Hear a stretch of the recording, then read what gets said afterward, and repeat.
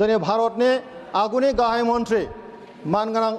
रुंसारि अटल बिहारी वाजपेयी आगुनि deputy prime minister LK. Advani बिथांमोननि दैदेननायाव जोंनि बर'फोरनि रावा HCDL आव हाबनो थाखाय जों खाबु मोनदों आरो बिथांमोननि दिननिफ्रायनो जोंनि बर'फोरनि जे जेंना बे सुस्रांनायनि खामानिया जागायजेनदों दिनै बे हाउसआव आङो फोरमायनो लुबैदों जोंनि आसामनिफ्राय क'क्राझार लक सभानिफ्राय सासे सुबुं जाय सुबुङा धरनीधर बसुमतारी बिथाङा कन्स्टिटिउयेन्ट एसेम्ब्लिनि सासे सोद्रोमामोन बिथांखौ कन्स्टिटिउसन दाफुंनायनि थाखाय खामानि मावनो जोंनो खाबु होनाय जादोंमोन आरो बिनि थाखाय आं खोब गोग्गानाय मोनदों मानगोनां हाउस जे 75 बोसोर बैसोआवहाय दिनै जायफोर सरकार सालायदों बेवहाय मोननै मेजर राजनिति हान्जाया खामानि मावदों मोनसेया जाबाय कंग्रेस पार्टी आरो मोनसेया जाबाय BJP पार्टी कंग्रेस पार्टीया 55 बोसोर खामानि मावनो खाबु मोनदों आरो बै समनिफ्राय आं बड'लेण्डनि सासे ट्राइबेल हिसाबै नैबेवहाय प्रतिनिधि हिसाबै फैनो हादों जोङो बर' माहारिया 50 बोसोरसो जोंनि संबिजिरनि मोन्थायखौ लानानै संग्राम खालामदोंमोन आरो बै समावहाय भारतनि दैदेनगिरिफोरनो कंग्रेसनि दैदेनगिरिफोरनो मानगोनां सोरगोआरि मुस्लिमा इन्दिरा गान्धीनिफ्राय लानानै डक्टर मनमोहन सिंहनि बे समसिमाव जोङो गोबां जों मेम'रेन्डाम होदोंमोन नाथाय कंग्रेसनि समाव जों समाधान मोनाखै नाथाय आं साबायखर बावगोन जोंनि भारतनि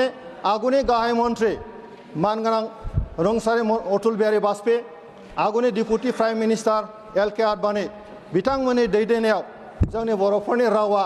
HCDL आव हाबनो थाखाय जों खाबु मोनदों आरो बिथांमोननि दिननिफ्रायनो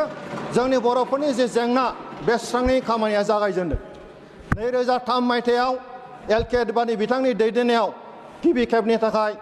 HCDLनि सिङावहाय जोंनि बर'फोरनि जेंनाखौ सुफुंनो थाखाय बेवहाय एकर्ड खालामनाय जादों बिनि अनगायैबो आरोबाव फैयै फैयै 2020 मायथाइयाव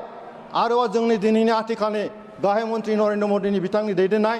आरो अमित शाह बिथांनि नखर मन्त्रि अमित शाह बिथांनि दैदेननायाव आरोबाव खनसे 2020 मायथाइयाव मोनसे बड' एकर्ड जादों बे बड' एकर्डनि गेजेरजों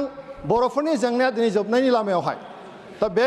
थासारिनि थाखाय गासैबो जोंनि बर' माहारिया दिनै मानगोनां नरेन्द्र मदिनि फारसे जोंहा अननाय दं सिबिनाय दं आरो मोनसे फोथायनाय दं जे BJPनि दैदेननायाव दिनैहाय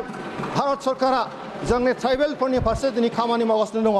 आरो बुंनो थाङोब्ला बड' एकर्डआ नर्थ इस्टल' नङा गासै हादरावनो बे सुक्तिया जोंनि सोमावसारारि हान्जाफोरनि थाखाय मोनसे मोजां थासारि दिनै लाबोदों जे सुक्तिखौ फल' खालामनानै दिनै गोबां जोंनि माखासे आन्दलनकारिफ्रा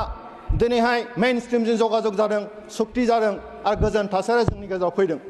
दिनैहाय बे बड'लेण्डनि सुक्तिनि गेजेरजों ओनसोलाव गोजोन थासारि फैबाय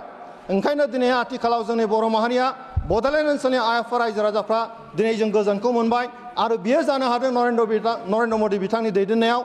मानगोनां अमित शाह बिथांनि दैदेननायाव आरो बिनि थाखाय जों रोजा रोजा साबायखर बावो मानगोनां हाउस बे बाथ्राखौ आं फोरमायनो लुबैदों जे जोङो